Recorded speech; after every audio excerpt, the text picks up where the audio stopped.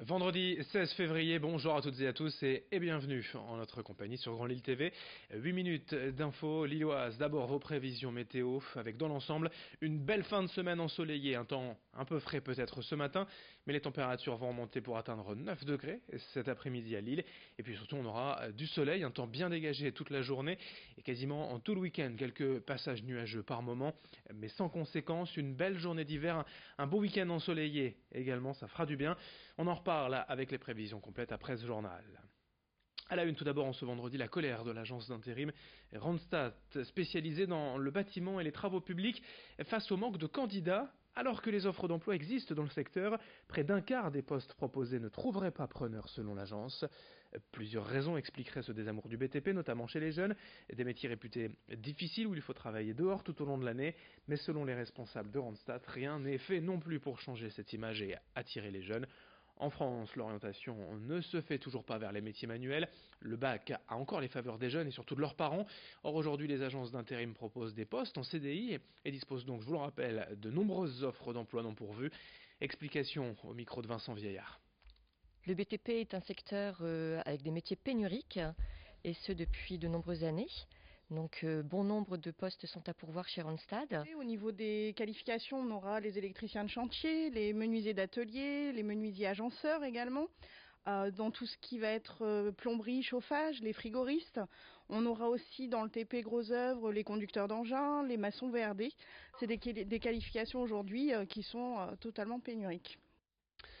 Un sujet d'actualité également depuis plusieurs mois en France et dans le monde, le harcèlement et les violences faites aux femmes, notamment au sein des couples. Aujourd'hui encore en France, une femme meurt tous les 3 jours des coups reçus de son conjoint. Une séance de sensibilisation avait donc lieu hier à l'hôpital de Roubaix à destination des professionnels de santé et des agents des services municipaux. L'objectif étant d'expliquer comment aborder et accompagner les victimes de violences pour savoir reconnaître un cas suspicieux. Selon les chiffres, seuls 20% des femmes battues osent en parler aujourd'hui à un professionnel de santé. D'où l'intérêt de pouvoir identifier les premiers signes de violence et les notifier. Explication avec la directrice de l'association Louise Michel au micro de Céline Huret. Il faut nommer, il faut poser la question des violences pour pouvoir repérer. Il faut absolument que leurs patientes, les professionnels de santé, puissent dire avez-vous été victime dans votre vie ou une fois dans votre vie de violences, y compris de la part de votre partenaire. Poser la question est essentiel. Et après la nommer, la violence. La violence, il faut rappeler que la violence conjugale est interdite par la loi en France. Et après, le professionnel, où il est à l'aise avec la question et saura quoi faire et accompagner, où il n'est pas à l'aise et il se sent limité dans ses démarches, et à ce moment-là, il ne faut pas qu'il reste seul et il oriente. Il prend de toute façon contact avec des structures spécialisées sur l'extérieur, que ce soit un professionnel au sein des structures ou un professionnel libéral. Il faut appeler l'extérieur ou au moins donner un numéro d'orientation qui est le 3919. D'ici quelques semaines, le groupe libraire régional Le Furet du Nord comptera 2 nouvelles enseignes en Belgique. Et c'est une première pour l'entreprise déjà bien présente dans les Hauts-de-France et à Paris. 2 librairies vont être prochainement intégrées au groupe en Wallonie, à Louvain et à Namur précisément. À chaque fois, les salariés seront conservés, a d'ores et déjà annoncé le Furet du Nord, portant ainsi le nombre total d'employés de la société à 420. Mais le groupe ne compte pas s'arrêter là, il y a encore d'autres projets. En mars, le Furet comptera donc 19 enseignes et peut-être encore davantage dans les mois à venir. Muriel Bonnet-Laborderie, directrice de la communication du Furet, a accepté de nous répondre quant à cette expansion en Belgique. Elle est au micro de Brieux-Gorchy. Pour Louvain-la-Neuve, ils sont 16 personnes. Nous gardons toutes les équipes. Et à Louvain et à Namur, elles sont 12 personnes. Ce sont 12 personnes. Et donc, nous gardons les équipes. Donc, ils connaissent bien déjà leur magasin.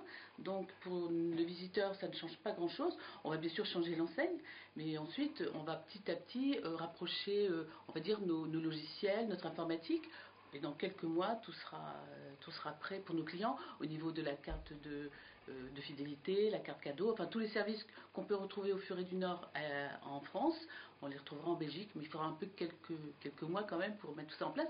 Mais d'ici là, il n'y a pas de changement puisque les 2 magasins restent ouverts.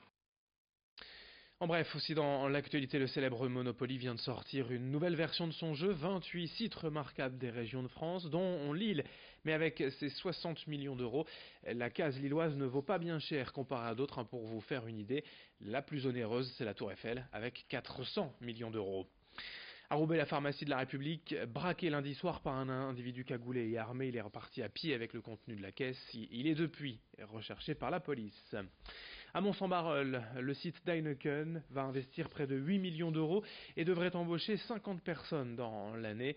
L'entreprise compte ainsi développer ses capacités de production. Enfin, Olivier, originaire de Lambersart, qui avait participé à Koh-Lanta en 2011, est de retour pour la prochaine saison de l'émission sur TF1 avec d'autres anciens participants pour Koh-Lanta, le combat des héros.